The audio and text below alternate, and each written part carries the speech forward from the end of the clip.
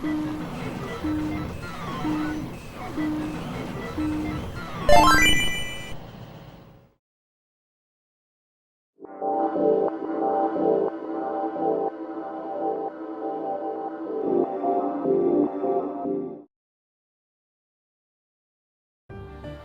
if the mystery dungeon games are taking place after Team Plasma wins?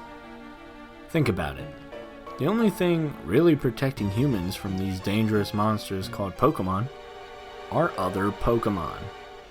But Team Plasma, who wants Pokemon free, and for humans and Pokemon to live together in harmony, by demanding the release of other people's Pokemons while also using Pokemons themselves. But what if they won? Your Gen 5 trainer failed to defeat Getsis, and all Pokemon trainers had to release their Pokemon. Well, according to the theory, the Pokemon killed us all off and humans went extinct. The Pokemon, though, carried on creating societies that mimicked those of their human masters. I mean, I'm not saying it's impossible for Pokemon to build on their own all the buildings in the game, but maybe the Pokemon are just inhabiting buildings made by the people before them. Millions of years pass and humans are long forgotten. And your character, who claims to be a human that was transformed into a Pokemon, may actually be a reincarnated human that was sent from the past to help save the Pokemon world. But not just any human, the player in Gen 5. You have been chosen to redeem yourself by putting a stop to the evil that has arisen once again. You have been given a second chance to bring balance to the world, like the Avatar essentially. But now, you know the suffering of both humans and Pokemon, and with it, you truly can create harmony again. Neat theory. That's the explanation I'd want.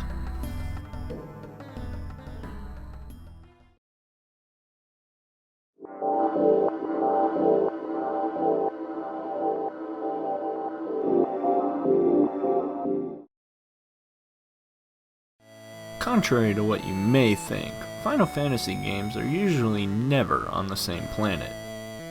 Even though there are sequels, they are on different worlds. But some fans seem to think that Final Fantasy III and Final Fantasy VIII actually are the same world. So let's look at the map. Visually, this unnamed world of Final Fantasy III and Final Fantasy VIII look a little similar. Perhaps they are the same world, just a few 100,000 years apart. The theory states that perhaps this unnamed world was hit by a lunar cry, and over time the continents shifted. It's also believed that the crystal pillar is what crashed into the planet, causing the shift. There's also a floating continent in Final Fantasy III that is in the same position as the Deep Sea Research Center in Final Fantasy VIII. So maybe it fell into the sea. Bahamut was also on the floating continent and in the Deep Sea Research Center.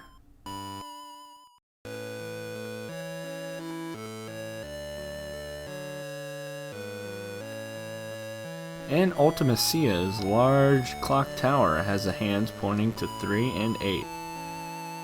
Just saying. But I think there's a better connection between two other Final Fantasy games that we'll see later.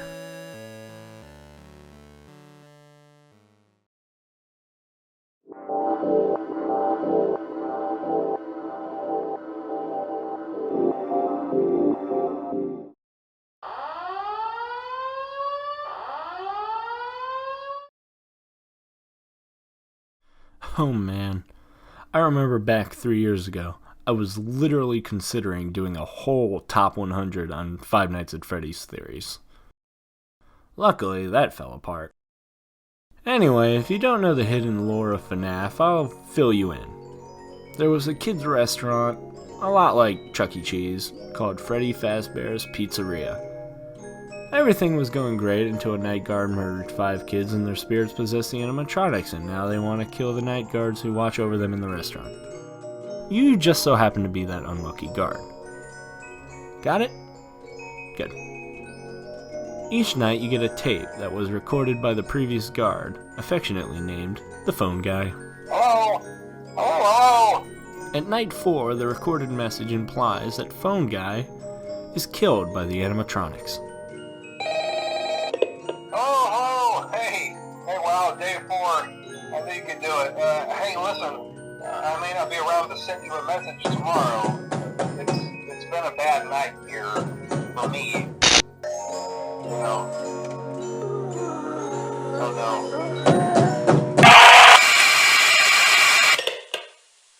Phone Guy said he's gonna try to hide out, but apparently it doesn't go so well. Now let's jump to FNAF 2, which is actually a prequel, where we get a new way of getting the lore across through death minigames.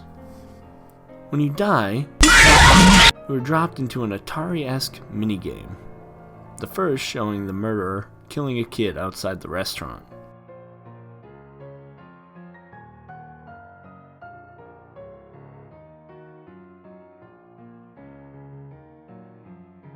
The next minigame showing the puppet giving life to the animatronics.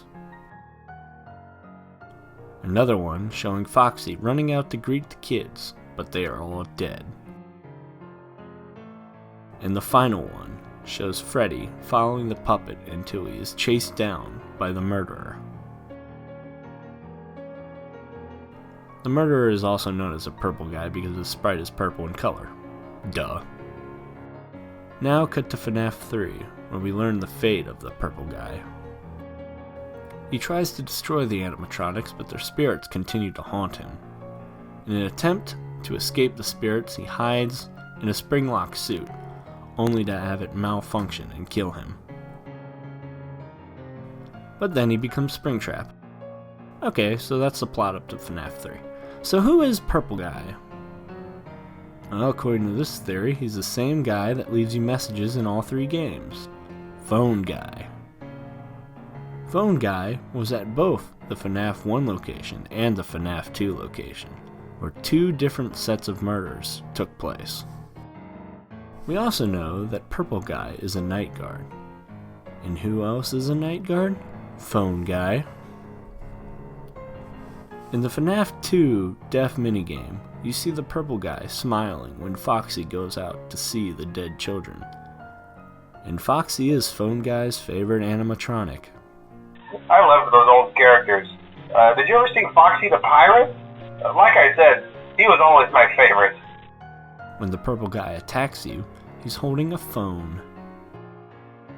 The minigame in FNAF 3 also seems to reenact when Phone Guy is killed in FNAF 1. Maybe sometime you could check inside those suits in the back room. I'm going to try to hold out until someone checks. Maybe it won't be so bad. We also know Phone Guy made tapes explaining how spring-lock suits work. Hello? Welcome to your new career as a performer/entertainer for Freddy Fazbear's Pizza. These tapes will provide you with much-needed information on how to handle/climb into/climb out of mascot costumes. Right now we have 2 specially designed suits that double as both animatronic and suit. So please pay close attention while learning how to operate these suits, as accidents/injuries/death/irreparable and grotesque maiming can occur. What animatronic costume did Purple Guy use to lure kids into the back room to kill them? Spring Bonnie. The same one we see Purple Guy die in. Perhaps Phone Guy forgot his own advice in his panic, or the suit was just old. Phone Guy also knows about the secret back room that only the Purple Guy also seems to know. As always, if there is ever an emergency, please go to the designated safe room. Every location is built with 1 extra room that is not included in the digital map layouts programmed into the animatronics or security system. This room is hidden to customers, invisible to animatronics, and is always off camera. The safe room is reserved for equipment and/or other property not being currently used and as a backup safety location for employees only.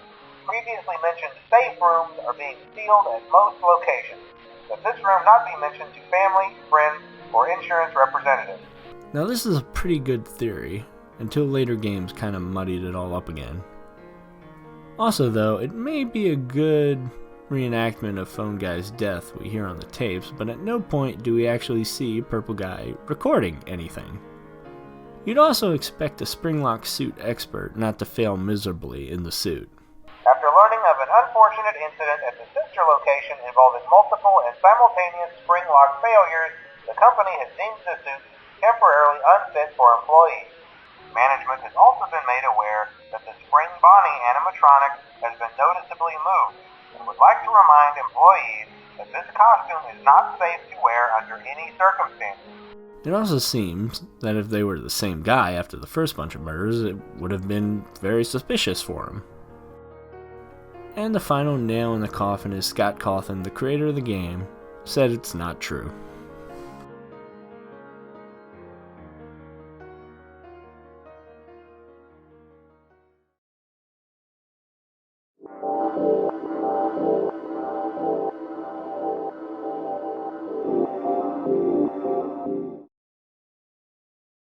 LSD Dream Emulator is probably the weirdest fucking game to ever be made on the PS1.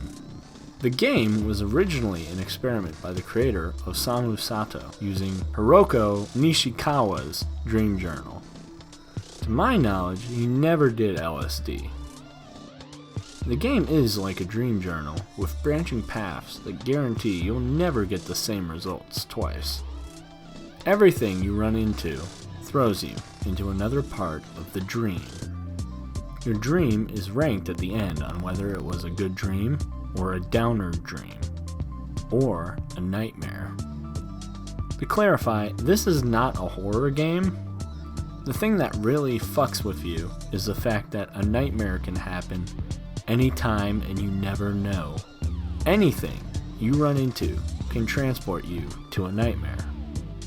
There's always a kind of nervous anticipation when going into the next dream. Even when in the middle of a good dream, you can be thrown into a nightmare. The whole game is random. By the end of it, you've achieved what an acid trip could have done in the same amount of time. So I find it safe to assume that these are not regular dreams, like the creator says, and that these are indeed meant to be taken as drug trips. I mean, why else would they call it LSD? Oh wait, the acronym apparently stands for In Logic, the Symbolic Dream. No bitch, you're talking about the fucking drug. For the purpose of the theory, I'm interpreting this game as a drug trip. Now the thing I love the most about the game is the lack of objectives and story, since the creator said he made it without those features because life does not have an objective. He wanted the game to be open to interpretation as well. Now I only rambled on about this game to explain just how random and strange this game is for those who have never heard of it. Those lucky few. I want to drill this point in further. This is not a horror game.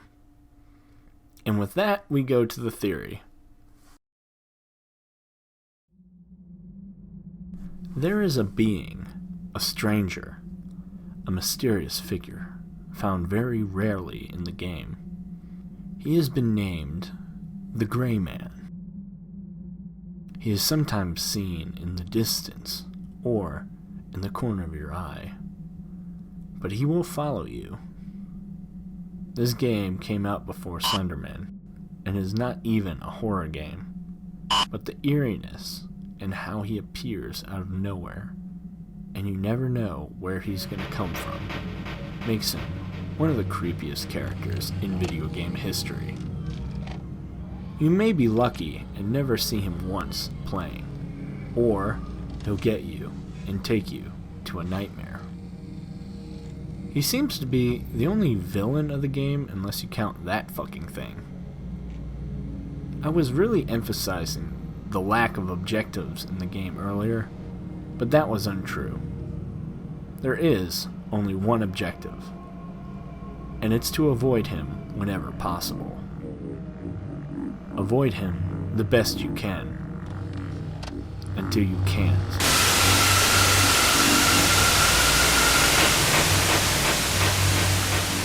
But who is he? Well, since the game is more of an assessment of you, the player, instead of an actual in-game character with a backstory, it seems we may never know for sure. That hasn't stopped theorists like myself from trying to unearth some details. In one of those nightmarish dreams, you're transported to a dark city. This is also usually where the Gray Man takes you when he gets you. In the city, you run into many strange things, from people hanging themselves to dead bodies in an alley. Perhaps the Gray Man is a manifestation of trauma of the player witnessing a murder or a suicide. There's also many instances where there will be multiple Gray Men. Perhaps he's a manifestation of the player who has a murderous fantasy. The player may even be the Gray Man, who is a serial killer and is being haunted in his dreams/drug trips by his many victims out of guilt. Or the Gray Man could be the exact opposite, and maybe the player's father. There's a lot of psychology to this character that I may need to make a whole video dissecting the Gray Man, and the other weird creatures and places in the dreams. Until then, I'm happy saying the Gray Man is a metaphor for a bad drug trip and leaving it there. So remember, kids, moral of the story: don't do drugs, play drugs.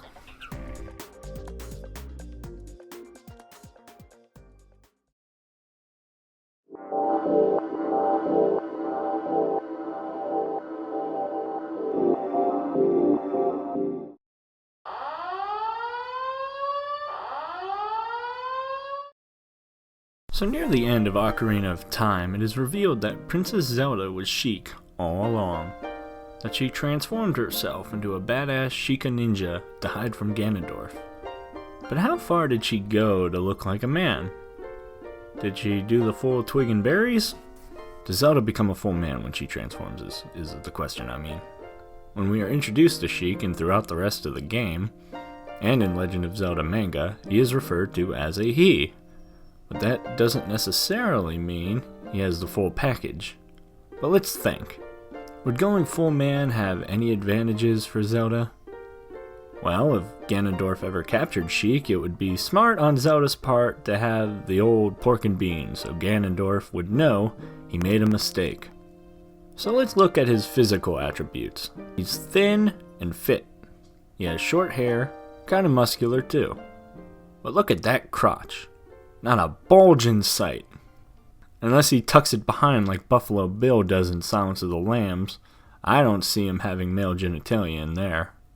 Now Sheik also lacks female physical traits, like not having breasts. Though, we could chalk that up to Zelda reducing her bust size. It does look like her tits are wrapped up in bandages to make them smaller. But he does have an effeminate voice.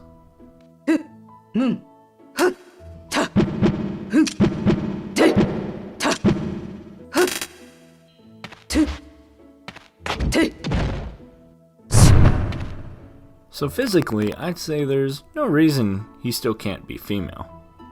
Sheik is just a disguise Zelda wears. Kinda like how Mulan didn't grow a dick to pretend to be a man, Zelda didn't need to grow a tallywhacker to be disguised as a man. And not once in Ocarina of Time does Zelda say that she used magic to become Sheik. Only that she was in disguise. Of course in Smash Bros she does, but I'm gonna assume that was done so that'd be a lot quicker than having to wait for her to change. Besides, Nintendo has pretty much stated that Sheik is a female. And in more recent games, Sheik looks more feminine, so it's most likely confirmed that Sheik is still a woman. But I'm gonna say for argument's sake that Sheik is an intersexual, gender fluid, transmasculine, non-binary woman-man thing. Cause that apparently exists.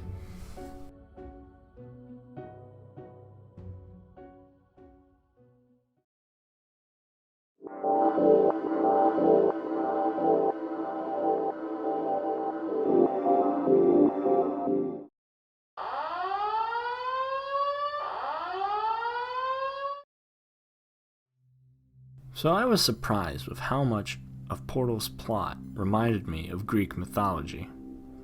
In particular, the story of Prometheus. Why Prometheus? Well, the Oracle turret references the story when you pick it up. Prometheus was punished by the gods for giving the gift of knowledge to man.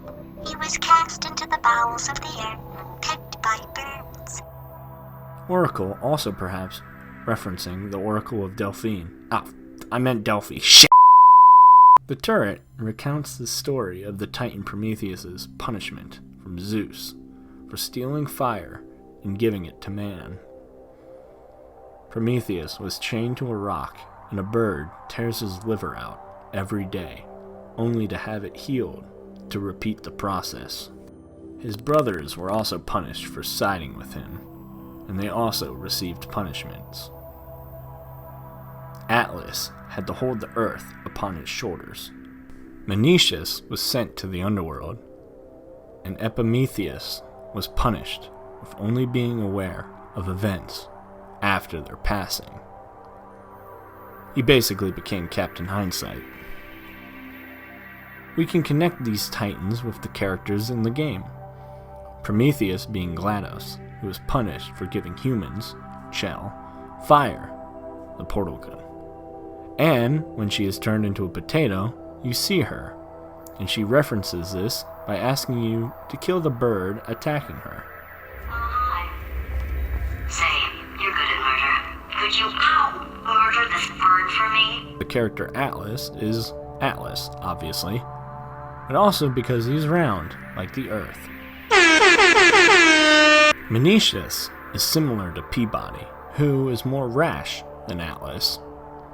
Finally, Epimetheus, being Wheatley, whose betrayal and lack of hindsight led to his defeat by you.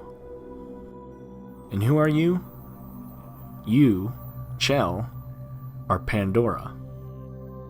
You are the one that accidentally bestows Wheatley with the power of GLaDOS, much like opening a literal Pandora's box. In the story of Pandora's box, Pandora is curious of what is inside the box, which releases all evil and chaos into the world. The only thing remaining in the box before she closes it is hope. You must defeat Wheatley and restore hope.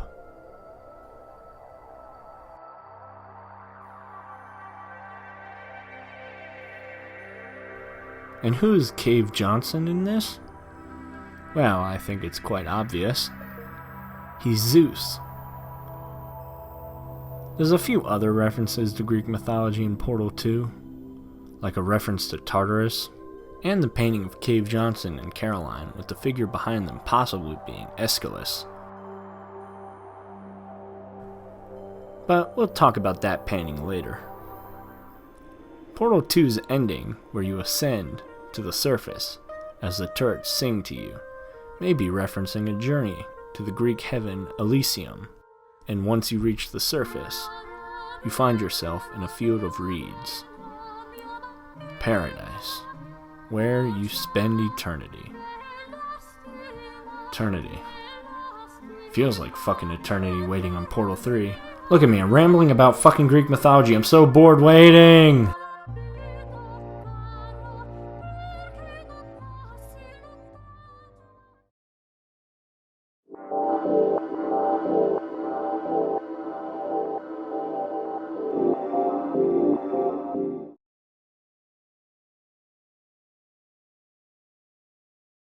Boobs. Some big, some small. All great. Lara Croft.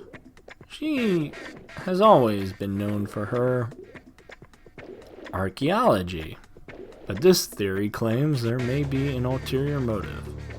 Lara wants bigger boobs. When the first Tomb Raider was released, Lara had some of the biggest boobs in gaming at the time. Such triangular beauty. Then we got the prequel games, which were great, but reduced one of her greatest features: her experience at tomb raiding. Also, her boobs were noticeably smaller, than her earlier games. The theory is that Laura is super rich and decided to get a boob job. It makes sense. Can't come up with another reason for why she went from B's to D's. So yeah, Laura got a boob job. No problem there. None at all.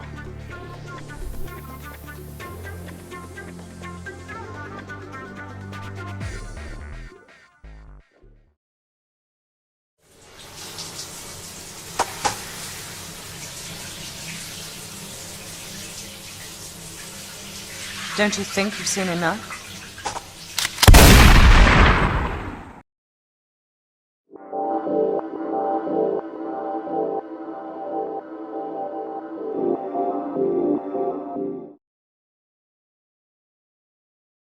So I know what you're saying in the comments. But it's pink! All pink things are girls! I mean, it has a fucking bow on its head! Dude, Birdo is totally a chick! A thick chick! I want to smash Birdo, yo! Whoa there, YouTube commenter. Let's take a second to think before swiping right. Don't you want to make sure it's not a trap? No way, Adam Smasher. That thickness is calling me. I can't resist the thick. Very well then. For the rest of us who are not sexually attracted to dinosaurs that shoot eggs out of their mouths with an ambiguous gender, let's continue. So you're probably wondering where the confusion stems from. Well, in the manual for Super Mario Bros. 2, Birdo is referenced to as a he.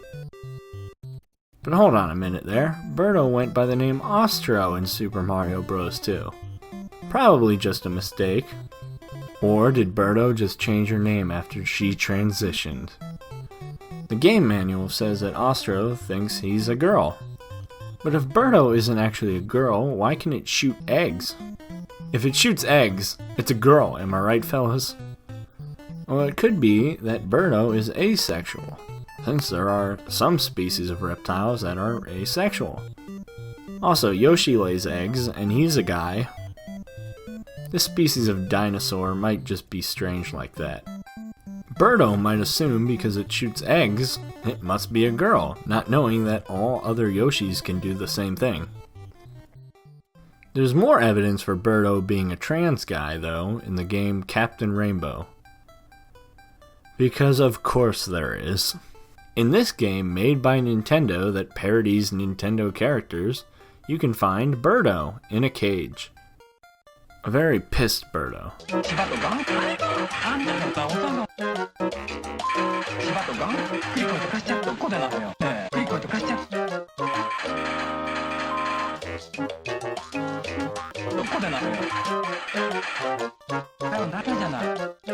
Apparently, she was arrested for going into the wrong bathroom. Wow, didn't know this game takes place in North Carolina. Anyway, Birdo came to the island to be more popular with the men, and sends you on a quest to retrieve he/hers. There's no easy way of putting it. To prove she's a woman. Don't exactly know how that proves you're a woman, cause guys have butts. You know what, this is getting too weird. I'm okay with Birdo being one of the first transsexuals in video games. Or just an asexual dinosaur. Or just an egg-shooting lady. But can people just tell Yoshi which it is? He needs to know.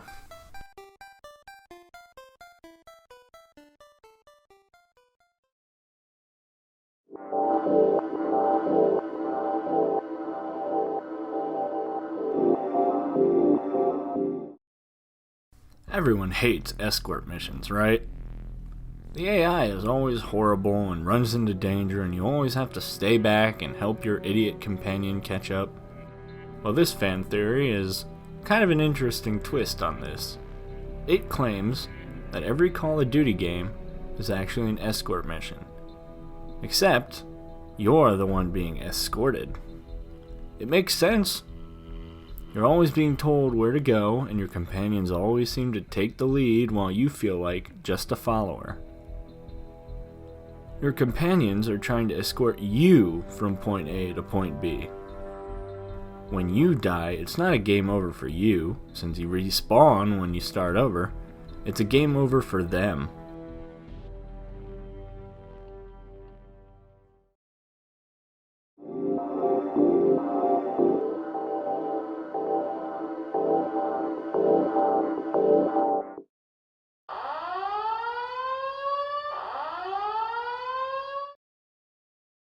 So, not sure you passed through Armadillo at all. Place like hell on earth these days.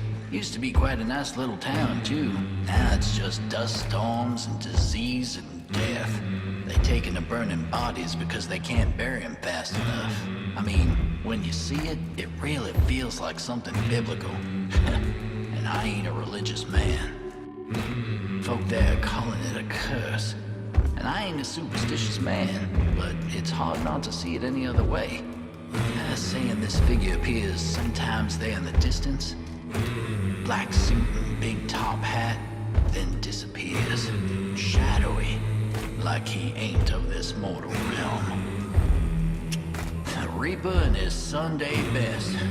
Maybe they're being punished for sins or something, I don't know. I got enough sins on my tally to figure I'm gonna stay well away from there. And I ain't a betting man, but I put my money on this.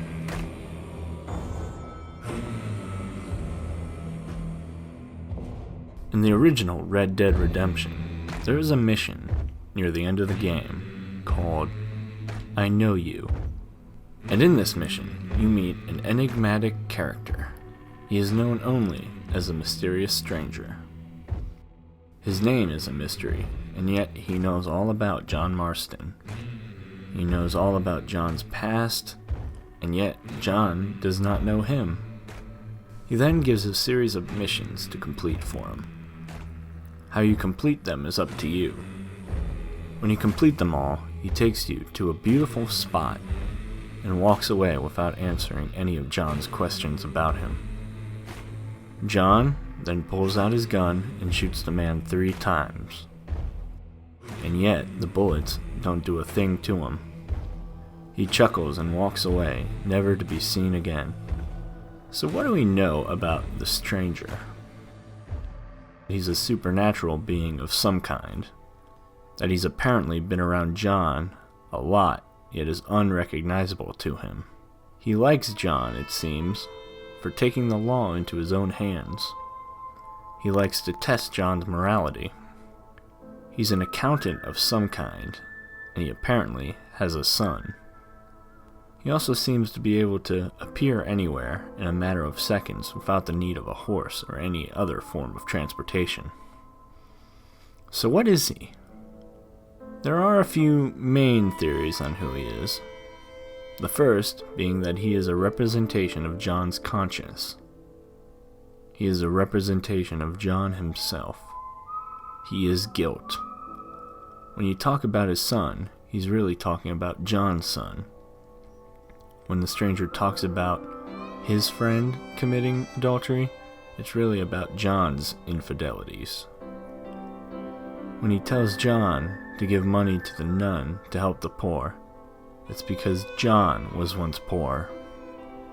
The stranger is well dressed, because he is what John could have been if he had chosen a more honest life.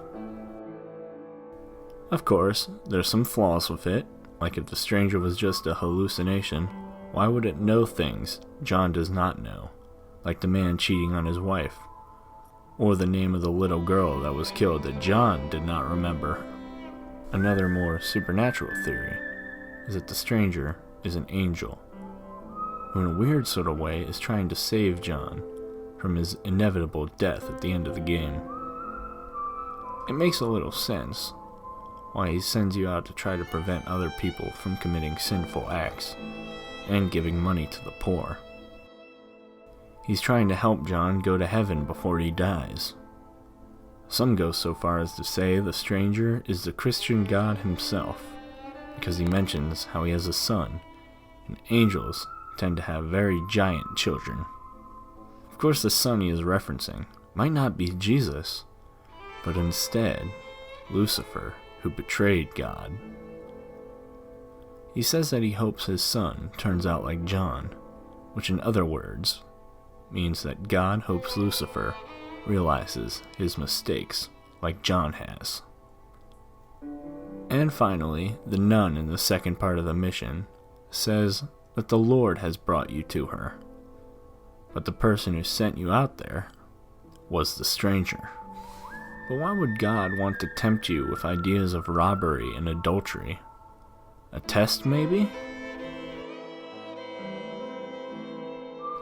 It also makes sense why people would damn him a lot.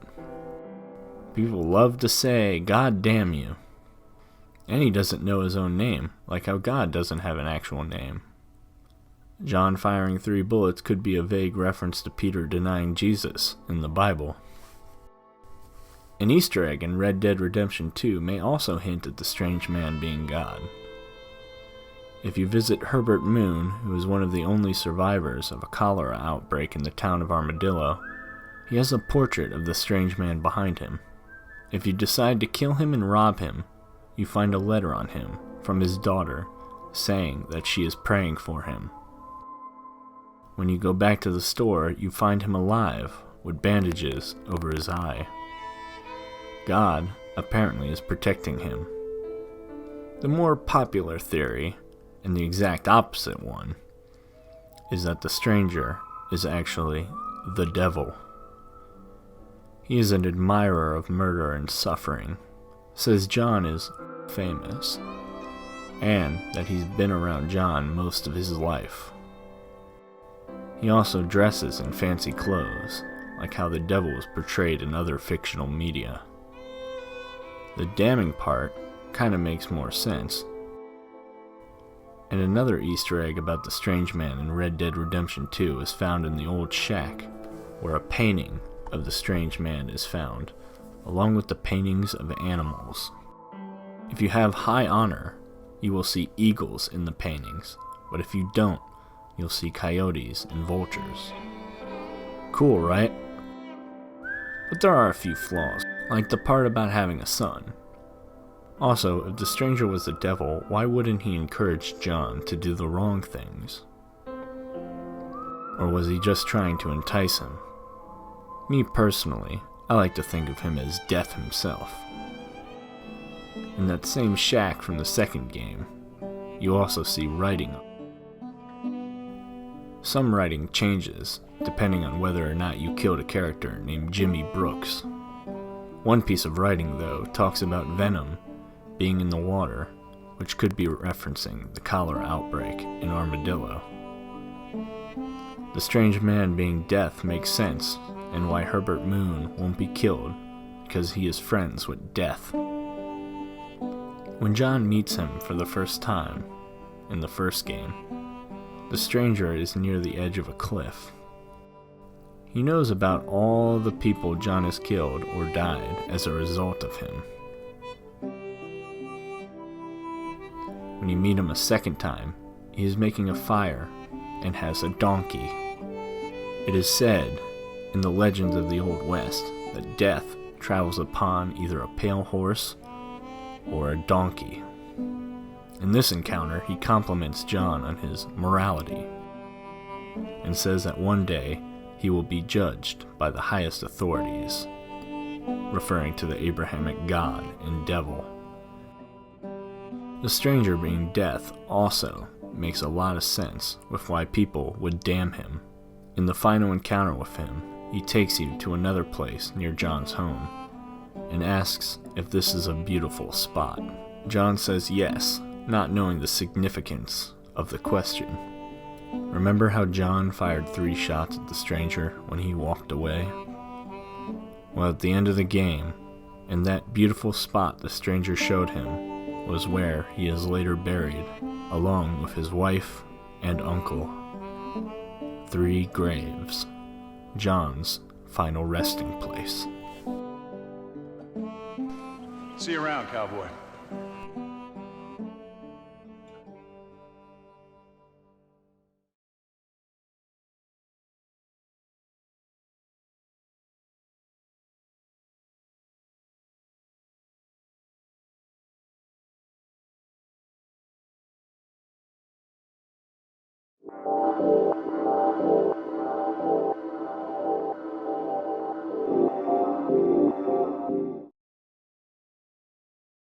There is a character in Team Fortress 2 that many fans believe may in fact, secretly, be a woman. The Pyro. The theories originated from Valve itself. Notice how Valve even throws into question if he's a man at all. So if Valve doesn't even know what the Pyro is, how are we supposed to know? Because we're smarter. Hell, Valve can't even count to 3. We got this. Okay, physically, Pyro looks very mannish. But it could just be a disgusting, horribly out of shape woman. Oh, I'm sorry. I mean plus size. Didn't mean to offend anyone. Anyway, another piece of evidence was the pink purse found in Pyro's locker. It's clearly a purse, and not a manly fanny pack. He also does girly poses. The voice actor for Pyro is a man, but that could be because the mask is muffling her voice. In-game text, and even developers of the game intentionally seem to avoid using a gender pronoun on Pyro, fueling the mystery further. There's even one in-game message that says, "Pyro, why don't you give her a shot?" Here, he's clearly referred to as a her. And even more evidence for Pyro being a woman was presented in the Meet the Pyro video. In this, we see that Pyro is so insane that he goes into a fantasy world as he commits atrocity. While in the fantasy world, we hear the song "Do You Believe in Magic?", which is all about finding magic in a young girl's heart. And if you pay close attention to the background, you'll see the symbol for the female gender in the clouds. But a completely different theory emerged from this theory. The theory that Pyro is in fact a gay man. Where instead of being a secret female character, he is another LGBT character. So I guess you can say that Pyro is flaming. But honestly, we should have figured Pyro wasn't a woman, because he doesn't talk.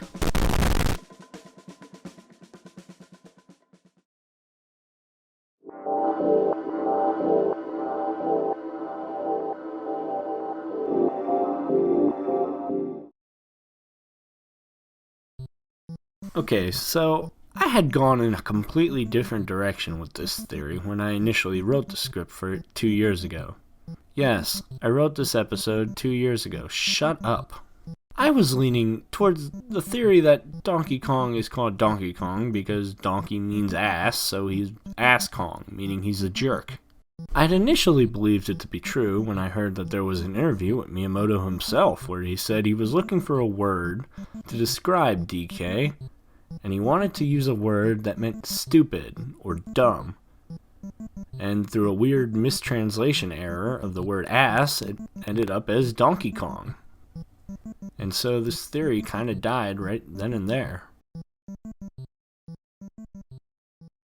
And then Mario Odyssey came out and everything became clear.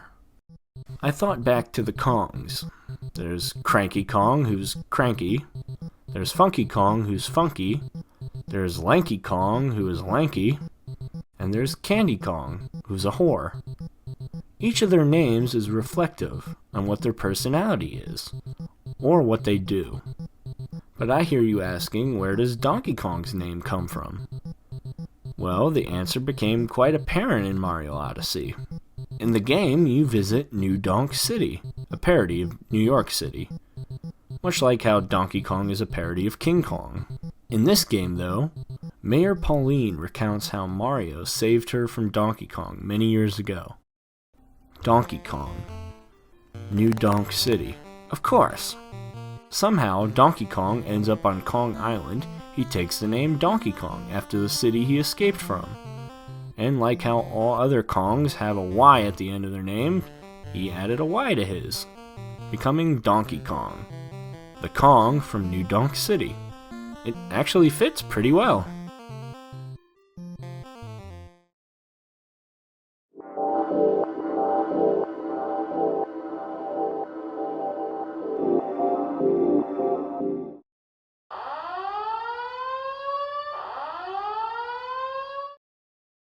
So, it was stated by Nintendo that Bowser only has one child, that the Koopalings are not in fact his actual children, he had merely adopted them.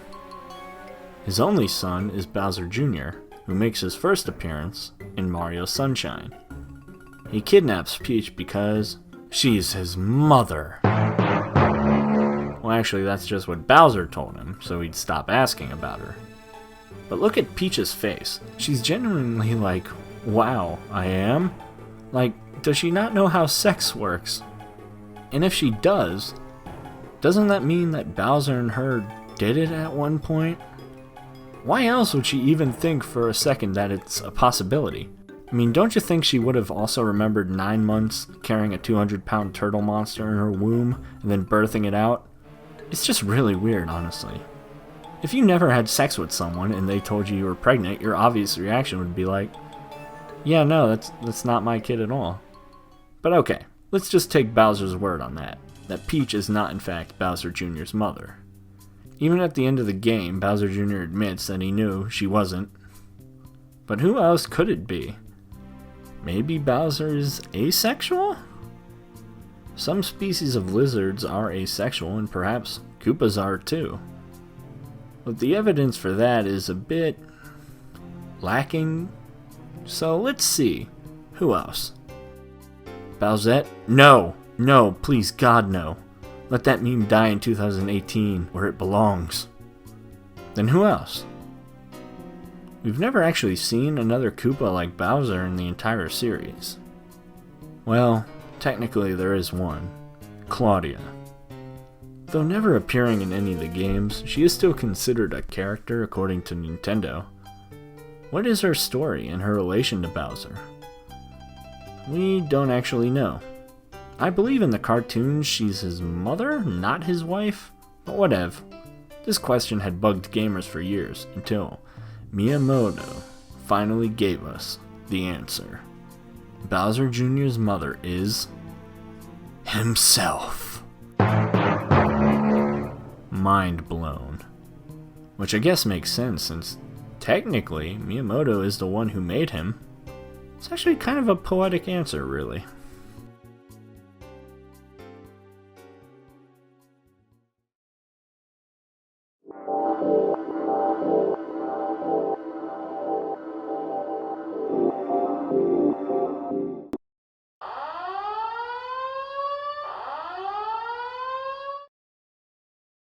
As you may know, GLaDOS is actually the consciousness of a woman named Caroline that was forced to become GLaDOS against her will by Cave Johnson. Mr. Johnson! Mr. Johnson, I don't want this! I don't want this! No, listen to me. Sir, I do not want this. So can you really blame her for wanting to kill all the humans in Aperture Labs? Even the design of GLaDOS is reflective of this.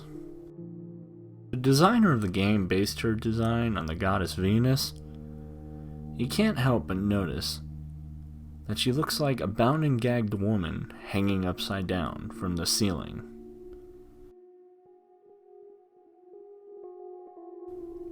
Kinky.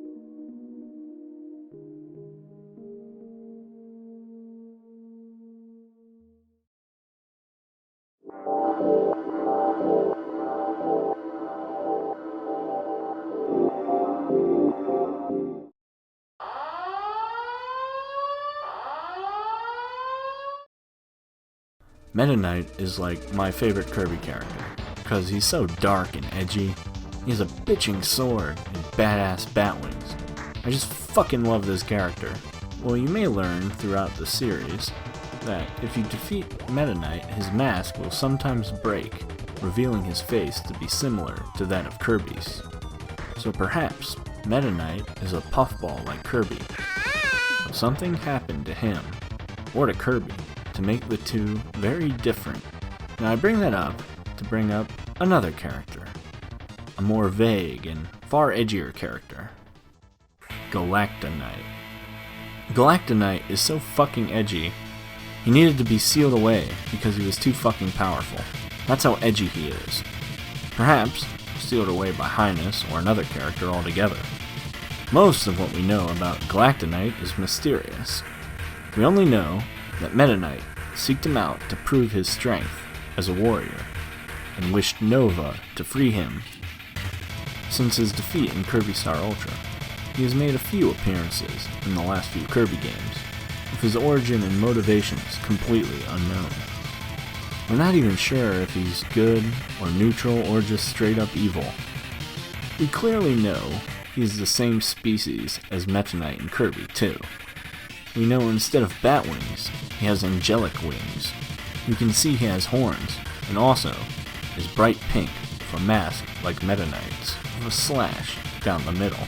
We are also told many times that Galactonite is from another dimension and is feared for his strength.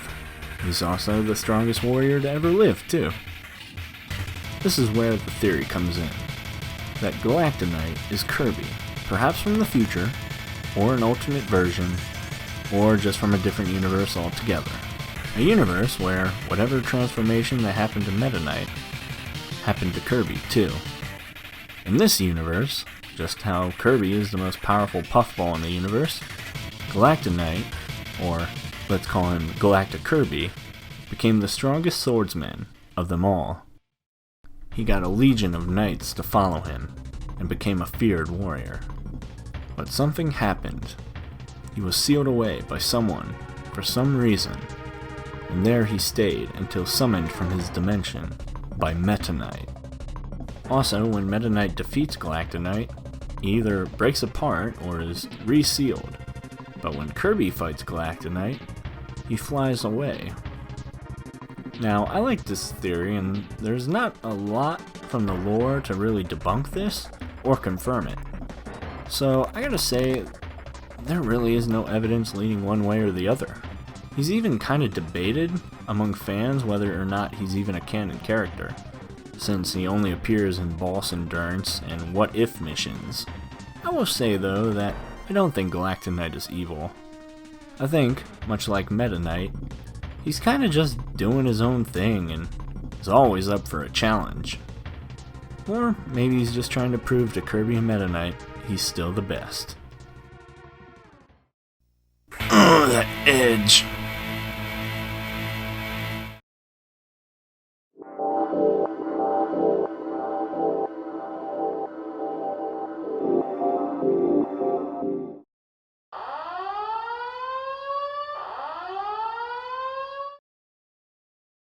So the twist ending to BioShock Infinite is that you, Booker DeWitt, are actually Zachary Comstock, the villain, from another multiverse, where you got super religious. Your daughter Elizabeth can tear into other universes and travel through time.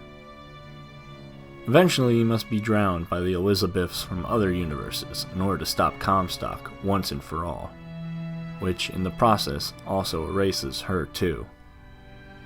Hooray, I guess. But they may not have killed all the Bookers in all the universes, as this theory will explain. At a certain point in the game, Elizabeth and Booker tear into another universe and end up in the city of Rapture from the first game. If you've played the first game, you'd know that the bathysphere are shut down because there's a civil war happening in Rapture at the time. Andrew Ryan programmed it to only work for himself or someone sharing his DNA, which is why Jack is able to use it in the first game. But why is Booker able to use the bathysphere? Could Booker be related to Andrew Ryan? Could he be Jack from another universe? Or maybe even Andrew Ryan? There's always a lighthouse. There's always a man. There's always a city. These are the constants of the BioShock universe. Booker will always build a city, and there will always be a lighthouse, which we see in BioShock Infinite, which means the universe of Rapture must have a Booker DeWitt. But who is he? Some theories claim that Booker is Jack Ryan, the main protagonist of the first game, and others claim Booker is Andrew Ryan. It would explain why he's able to use the bathysphere. One of the first things you see when you enter Rapture in the first game is a big sign that says "No gods, only man." But this is the exact opposite of what Comstock believed. It could be a universe where instead of being poor then baptized, Booker instead was rich and got really into atheism and science. Who's to say that Booker couldn't have changed his name and created a city underwater instead of in the clouds? But wait, isn't drowning the one reoccurring way of killing Booker across all the universes? Why would he make a city literally under the water? It was doomed from the start. But didn't Jack beat Andrew Ryan's face in with a golf club? Well, Andrew Ryan technically died underwater, so I guess that counts. But obviously, the major debunk to all this is the fact that Booker looks and sounds nothing like Andrew Ryan. But I did hear an alternate twist on this theory, that instead Elizabeth is Jack Ryan. It makes sense with the whole thing of Elizabeth being the good guy and Comstock being the bad guy, with Booker being the man with good intentions at first and later changing. Instead of having a daughter, Booker has a son. This son couldn't tear through time and space though. Andrew Ryan, i.e. Booker, gets really into science and atheism, that he creates a city underwater. Makes a little bit more sense. I think the DLC debunked all that though. But with parallel universes, every probable and improbable possibility that can or can't, will, and have happened at some point in other universes. Maybe there's a universe where Booker is an Italian plumber in the Mushroom Kingdom, or a legendary space marine. Speaking of which,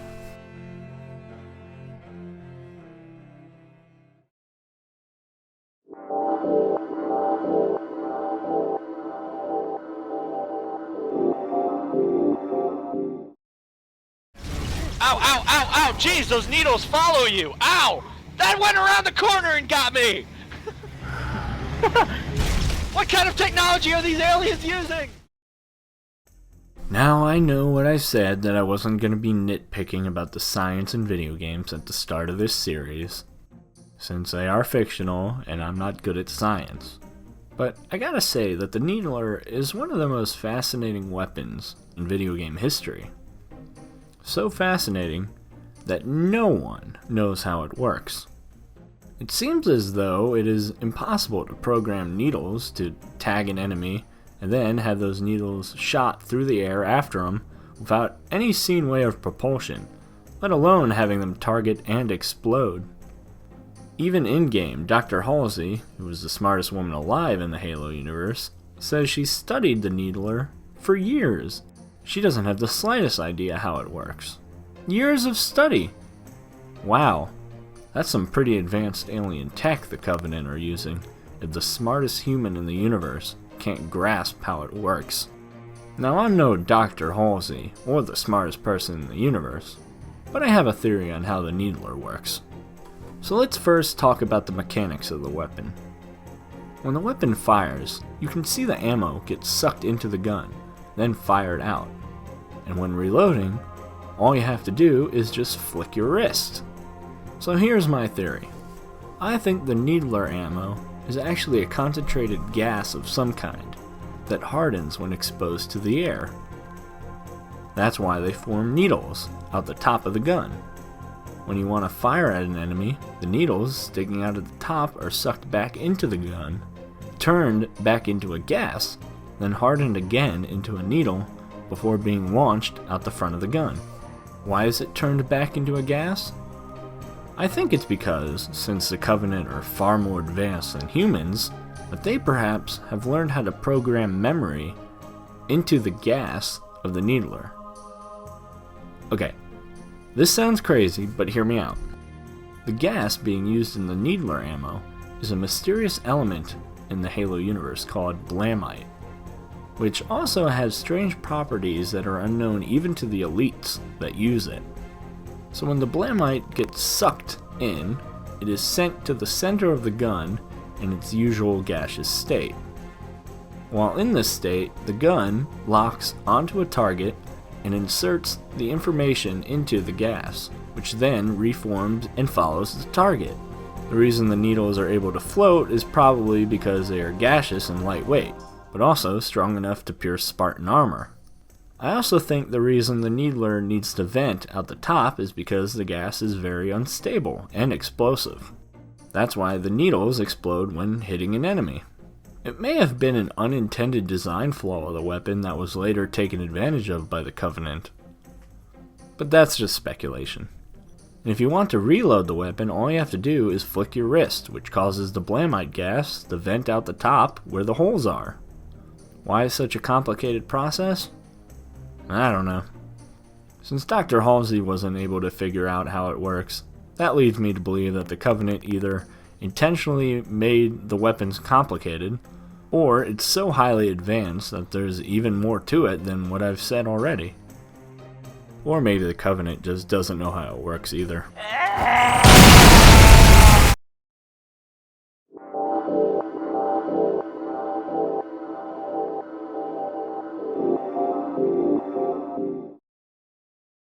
The Morph Ball from the Metroid series has been the center of a lot of debate on whether it's actually useful or just a huge waste of time. MatPat says it would be just as easy to crawl, making it kinda pointless, while Lockstin from Noggin says it is actually physically impossible. But we won't get into that. I just want to know how it works. So the obvious idea would be that it's simply a flexible Samus who is contorting herself into a ball and rolling. Now, if that was how I actually believed the Morph Ball worked, I would have to side with MatPat. But I don't. He claimed in his video that Samus would have just crawled. But could she have? She's in space armor. She's kinda unable to be flexible in that. It's like asking Master Chief to do a somersault. And crawling would have been even harder and slower. And I mean, yeah, she jumps, she's able to do flips and shit. And I'm probably completely wrong, but whatever.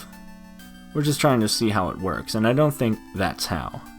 So let's see about an answer in the lore. In the games, Samus is raised by Chozos, which were a race of giant advanced bird people. These Chozos taught Samus how to fight, and gave her some of their technology. They are those bird statues that you see that give you power-ups.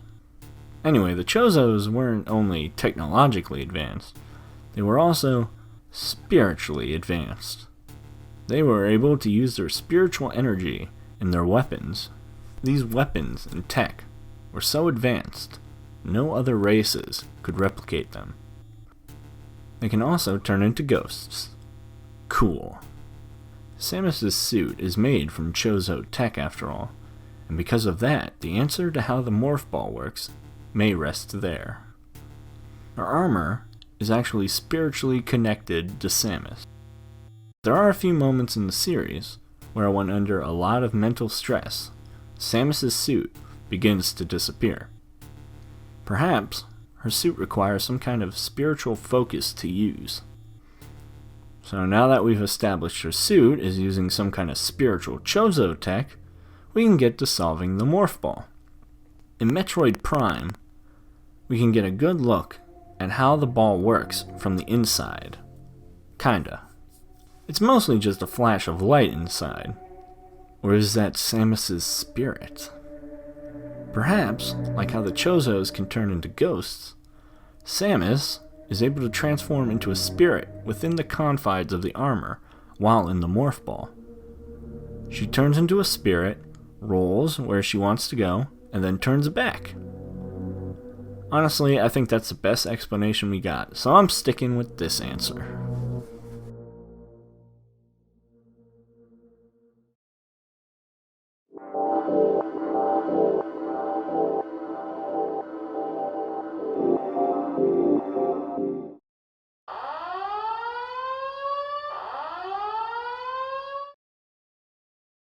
Let's just say Kingdom Hearts is confusing. Great gameplay, lovable, iconic characters and worlds. But with a plot, leading scientists in the field are still piecing together as we speak. But there are still little mysteries that we can solve. Like how did Sora and Roxas learn how to dual-wield Keyblades? The answer is found in Kingdom Hearts Wow, what a title. In that game, we meet Shion. When she dies, Shion! Who else will I have ice cream with? Roxas absorbs her, and so does Sora, since Roxas is his nobody. Where does the dual-wielding part come in exactly? She is left-handed, while Roxas and Sora are right-handed.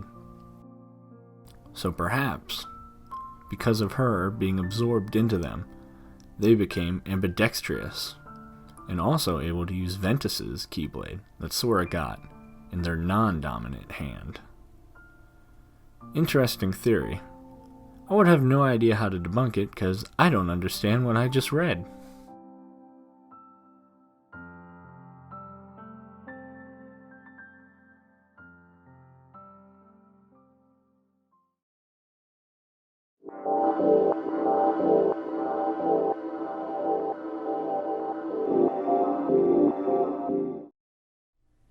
In the Zelda fandom, there's a lot of infighting about the true Zelda timeline.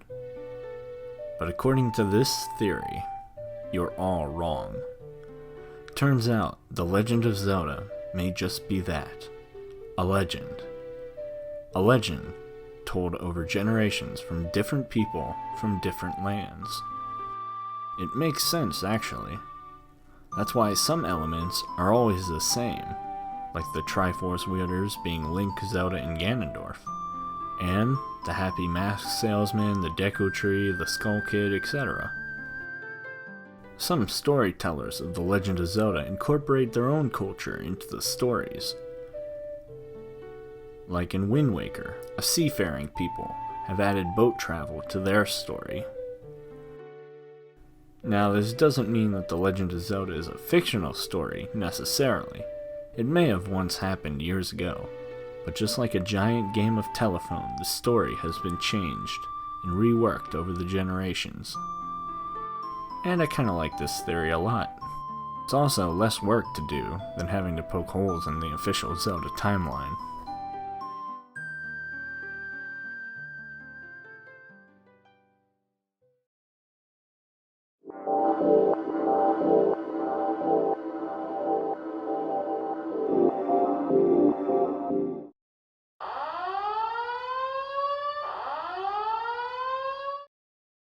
So, Dr. Eggman is kinda dumb. I mean, yes, obviously the man is a genius who can build robots, world-destroying weapons, and can harness the power of the Chaos Emeralds. And yet, every time he's defeated by a simple blue hedgehog. Well, a hedgehog that can run at the speed of sound, but still. Sonic is always able to defeat anything Eggman builds. But it wasn't until Metal Sonic came around that the blue blur meet his match. It's as if Metal Sonic knows everything Sonic knows. He also believes he is the real Sonic. He can also move as fast as Sonic, which most of Eggman's other robots just can't keep up. So why is Metal Sonic so much more advanced than the others? It's almost as if Eggman didn't build him at all. And according to this theory, that's partially correct. In Sonic CD, Metal Sonic's first appearance, Eggman is trying to use the Time Stones in order to travel back in time and take over the planet before Sonic is able to stop him. But what if Eggman succeeded?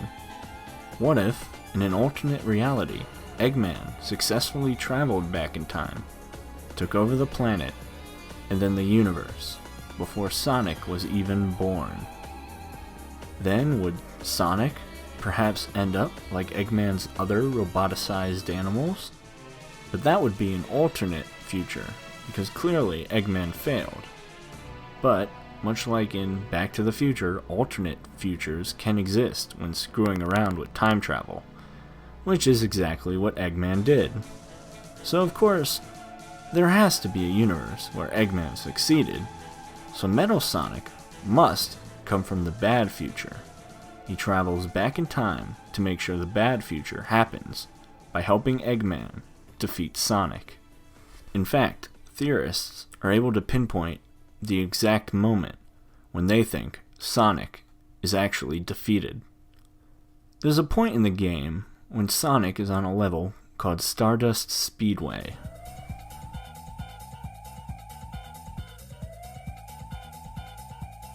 Near the end of the level, Sonic reaches a dead end. A door blocks his path. But let's take a moment and pretend Metal Sonic did not exist. In this timeline, Sonic dies here. Eggman either lasers Sonic to death, or Eggman runs off ahead and succeeds in taking over. That doesn't happen in this timeline because Metal Sonic is here now. Instead of killing Sonic, Eggman has Metal Sonic race Sonic. In a way, Eggman kinda sabotaged himself, thinking he had won. If Eggman didn't open the door, he would have won.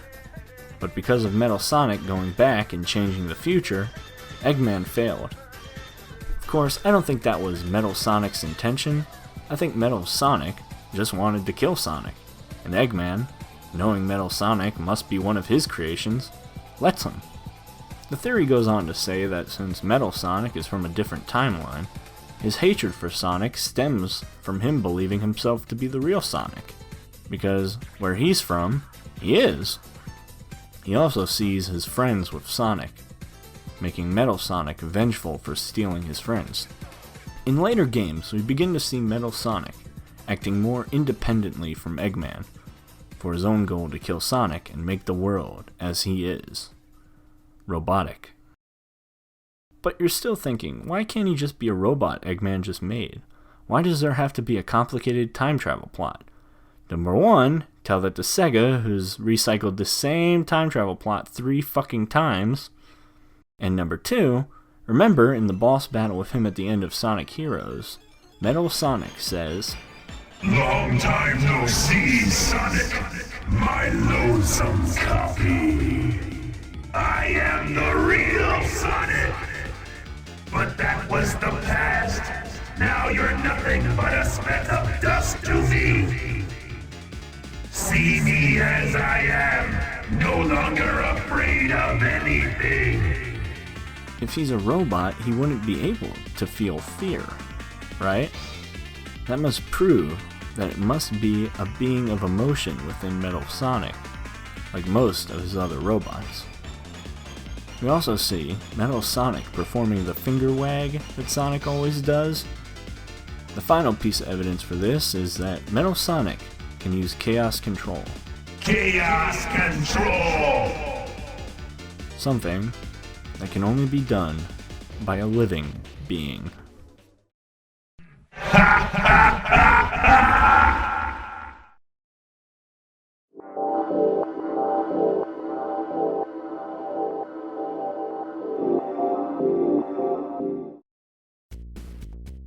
For years, it was rumored that Michael Jackson had made the music for Sonic the Hedgehog 3, and recently it was confirmed. Turns out he totally did, but did not want to be credited for it. This had been a secret for years, and no one seemed to want to admit it until 2016. Turns out Michael Jackson reached out to Sega, who also released Michael Jackson's Moonwalker video game too. He told them how much he loved the Sonic franchise. He was invited to their office, and after a meeting, he was asked if he'd like to compose some music. Immediately, he got to work on it. So, why was Michael Jackson's name removed from the credits? Well, the obvious explanation was when it was revealed he sexually molested children, Sega pulled his name from the game's end credits. But it turns out that wasn't the reason at all. It was actually Michael Jackson himself who asked to be removed, because he was disappointed with how the songs turned out. He apparently asked if there was a way to make it sound less video gamey, but they couldn't with the Sega Genesis limited audio capabilities, so he pulled his name from the project. And, fun fact, Michael Jackson also wanted to be James Bond. Just a weird dude.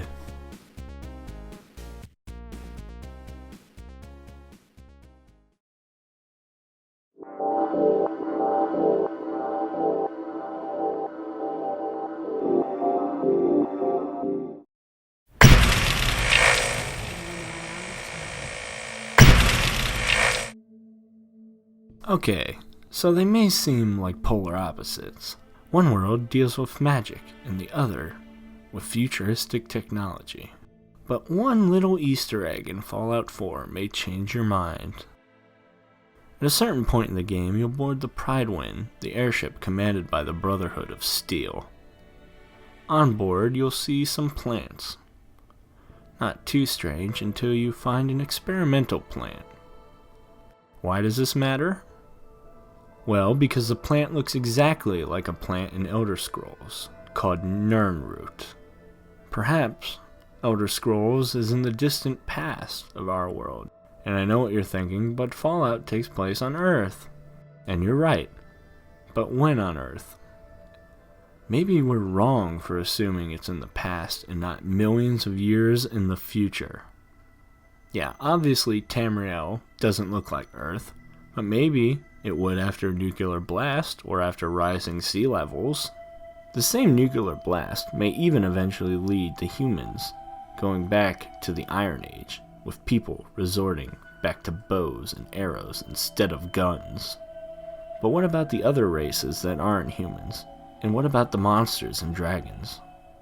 Well, there are a lot of mutants in the Fallout world.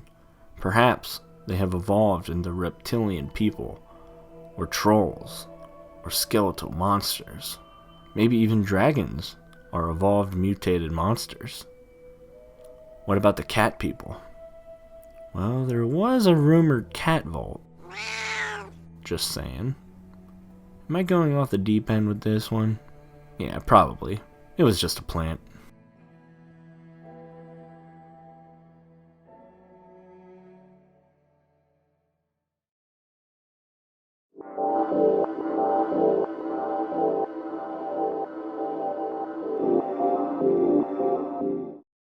Okay, this theory is pretty neat. In the game, The Stanley Parable, you play Stanley, who works in an office.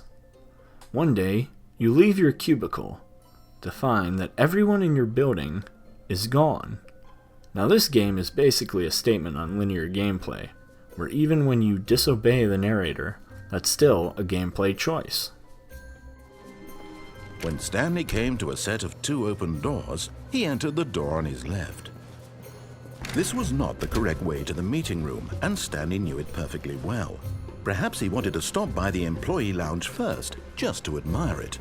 Anyway, if you disobey the narrator enough times, he'll eventually suggest that the reason you don't like this game is because you'd rather be playing another game. Help me here, Stanley. Help elucidate these strange and unknowable desires of yours. What would have made this game better? What did you want to see? Vehicles? Skill trees? Work with me. You've given me absolutely nothing so far.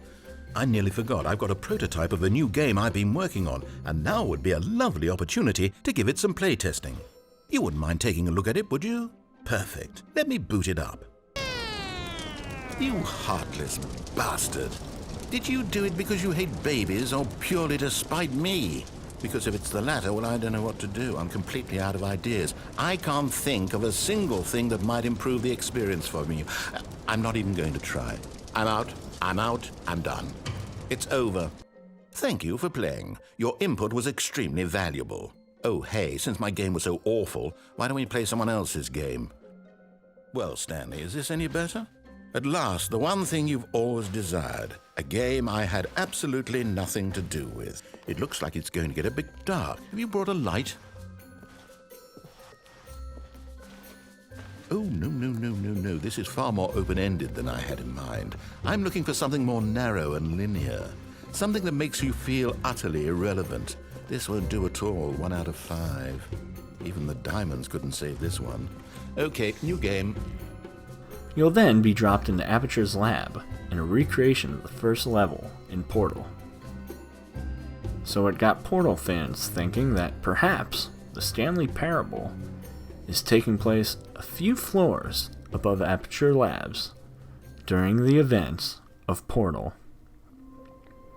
I mean, yeah, testing the latest scientific technology is great and all, but that's not all companies do. Someone has to be keeping track of the company's finances. So clearly, Aperture has to have accountants, right? It's gotta have someone behind a desk, right? Is it too crazy to think that Stanley might in fact work for Aperture? We never learn the name of the company Stanley works for, after all, so it's a possibility. This being Aperture may also explain why there's no one in the office, because they were also likely killed by GLaDOS. That one is a stretch. Or perhaps the Stanley Parable is an Aperture Labs test. We learn in Portal that Aperture was creating new technology and studying science, so who's to say they were not also conducting psychological tests on people? Could Stanley be being used as a guinea pig in a psychological experiment? And what are they testing? Perhaps they are testing for the effects of isolation on a person's sanity. Or perhaps defiance towards authority, like when you disobey the narrator. Or maybe they are just trying to fuck with Stanley. Not a lot of evidence for this theory, but it definitely adds another layer to this already meta game.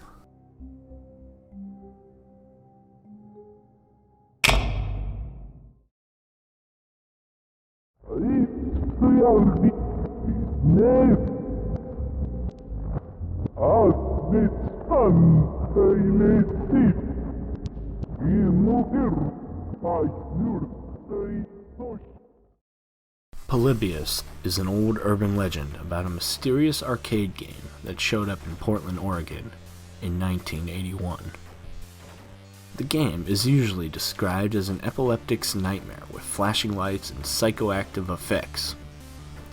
Supposedly, the game would flash subliminal messages as well. Now, the gameplay varies, but most reports seem to claim it was a shooter game, kinda like Asteroids. The game was apparently extremely addicting, and kids lined up around the block to play it. However, those who played it would experience amnesia, insomnia, night terrors, and hallucinations. Even more eerie was the men in black who would enter the arcade, extract information from the machine, and then leave each day. One day, though, the game was mysteriously taken out with no explanation given. From there, rumors spread that Polybius was some kind of recruitment tool, or part of the MK Ultra project. Now, in my research, I found two for what Polybius was. The first was that Polybius was mistaken for another game. Some say Asteroids due to the gameplay described, or Robotron 2084 due to the similar logo. But the more likely one being CubeQuest. Though the year is off, CubeQuest 1983 more accurately fits the gameplay described. The game also had very advanced visuals for the time and was extremely popular when released. Because of this, it frequently broke down and needed repairs. Sometimes it was taken out of arcades altogether because it was too costly to repair each time. Now, the theory I support is Brian Dunning's theory on Polybius. He proposes that two news stories in 1981 were combined into one. The first one being how kids were having migraine headaches after playing Tempest in arcades. And the second, in that very same arcade reported on, another kid suffered stomach pains after trying to beat the all-time record for Asteroids. All these stories taking place on the same day in the same arcade in Portland, Oregon. He also believes that the Men in Black, part of the urban legend, arised from an FBI raid on that same arcade in Portland, Oregon. That was also mixed up with the news stories mentioned previously. Apparently, the FBI had raided 10 arcades suspecting the owners of using the arcade machines for illegal gambling. The weeks leading up to it, though, the Men in Black FBI agents were seen in the arcades recording high scores and monitoring the arcade machines for tampering. So that's where I'm going with this. Was Polybius real? No, I don't think so, but it's definitely left a mark on gaming history.